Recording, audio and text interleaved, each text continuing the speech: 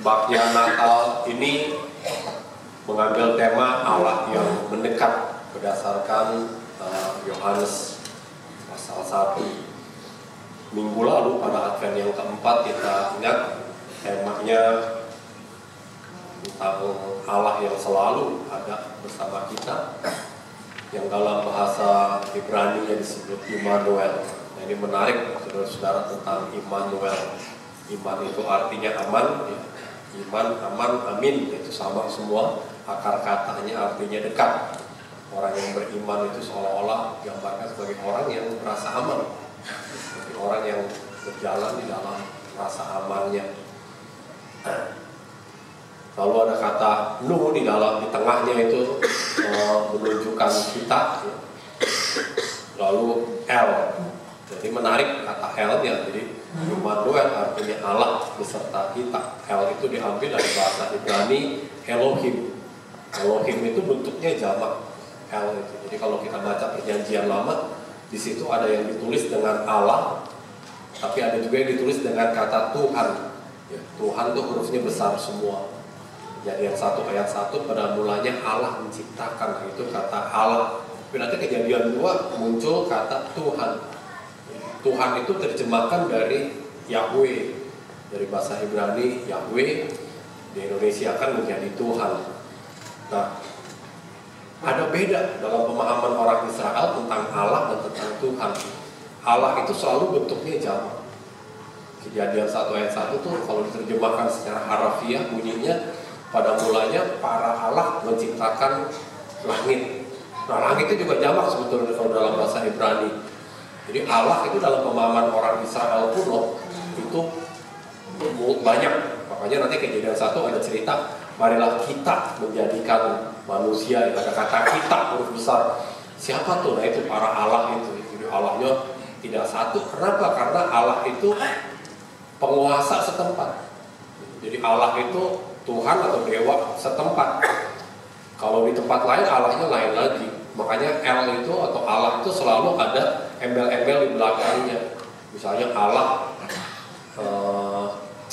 Sikem gitu ya. Jadi ada El Sikem, ada El Betel, ada El, saudara juga bilang El Shaddai, itu juga Allah Maha Besar, itu juga ada digelar di tempat-tempat tertentu. Jadi El itu selalu berkaitan dengan satu tempat, satu situasi. Tidak sama. Di gunung dan di darat Allahnya berbeda. Itu pemahaman orang Israel. Tapi berbeda dengan Tuhan. Tuhan itu cuma satu. Makanya yang pencemburu itu Tuhan, karena Tuhan cuma sendiri satu, yang kemudian dimasukkan dalam agama Israel kuno. Ada satu lagi agama itu di Israel kuno dulu. Nah, yang Tuhan itu satu, tetapi dia omnipresence, dia hadir di manapun. Makanya ketika orang Israel semula mengenal Allah, dia pikir Allah di padang pasir, Allah di Mesir itu berbeda dengan Allah di Kanaan. Ternyata enggak. Begitu mereka sudah kenal Tuhan, enggak. Tuhan bilang, aku yang membawa engkau keluar dari tanah Mesir, aku yang ada bersamamu di tanah Mesir dan sebagainya. Jadi Tuhan itu Allah yang bergerak, yang dinamis, yang selalu mengikuti dimanapun umatnya berada. Allah yang gak cuma berkuasa di satu tempat, tapi Allah yang terus bergerak dimanapun umatnya berada. Jadi Tuhan itu, Tuhan itu adalah Allah yang selalu dekat dengan umatnya. Tapi kalau Allah itu adalah Allah yang jauh, jadi maha tinggi, maha kuasa, maha besar. Makanya gelar Allah itu selalu besar-besar, tinggi, transenden.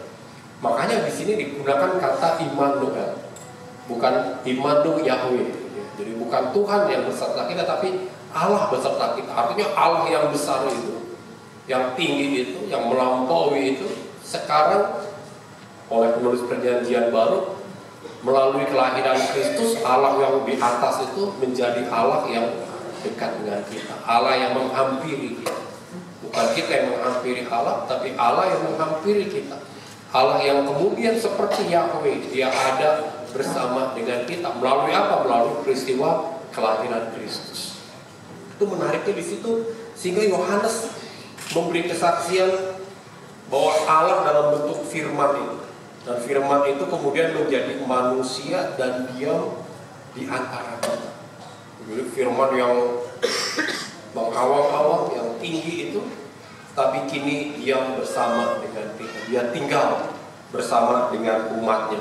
Sebagai apa? Sebagai bentuk solidaritas, kebersamaan, kebersatuan Allah yang tinggi besar itu dengan kehidupan, dengan keseharian manusia. Jadi Yohanes memberikan kesaksian tentang terang itu. Nah, itu disebut dengan terang. Ya, terang itu analoginya terang itu enggak tinggi, jauh, tapi terang itu diam di antara kita. Kita seperti apa dalam dunia? Wah, itu ketika Injil Yohanes ditulis, dunianya lagi carut marut, lagi kacau balau, dengan banyak ajaran, dengan banyak selera, dengan gaya populer pada zaman itu, ya, dengan gaya kontemporer pada zaman itu, sehingga ajaran murni itu hilang, ya, mulai pudar, mulai tergerus, mulai terancam dengan dinamika kehidupan zaman pada waktu itu. Makanya dimurnikan Allah yang diam itu, ajaran Kristen yang kemudian disebut murni, dimurnikan, lalu orang mengalami Allah yang diam bersama dengan kita itu, ya. Yohanes mempersaksikan hal ini, bahwa Allah yang besar itu sekarang menjadi Allah yang maha tinggi itu kemudian diam di antara manusia. Nah, saksi, saudara-saudara, adalah orang yang diminta keterangan karena ia melihat langsung suatu peristiwa. Di dunia pengadilan, seorang yang menjadi saksi itu disumpah karena dia harus memberikan kesaksian dengan benar. Bagaimana dia mempertaruhkan kesaksiannya itu benar, secara benar, dia harus disumpah.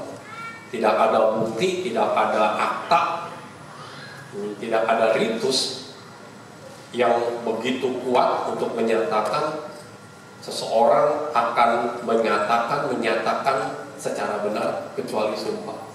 Makanya saksi di pengadilan itu harus disumpah. Kalau saudara-saudara suatu saat menjadi saksi di pengadilan, entah saksi ahli atau saksi mata, atau kalau saudara-saudara diangkat dalam jabatan tertentu yang lebih tinggi dan saudara diminta bersumpah, jangan pakai alasan saya Kristen, saya nggak usah bersumpah, saya berjanji. Sumpah, ya Alkitab pakai sumpah, nyatakan itu.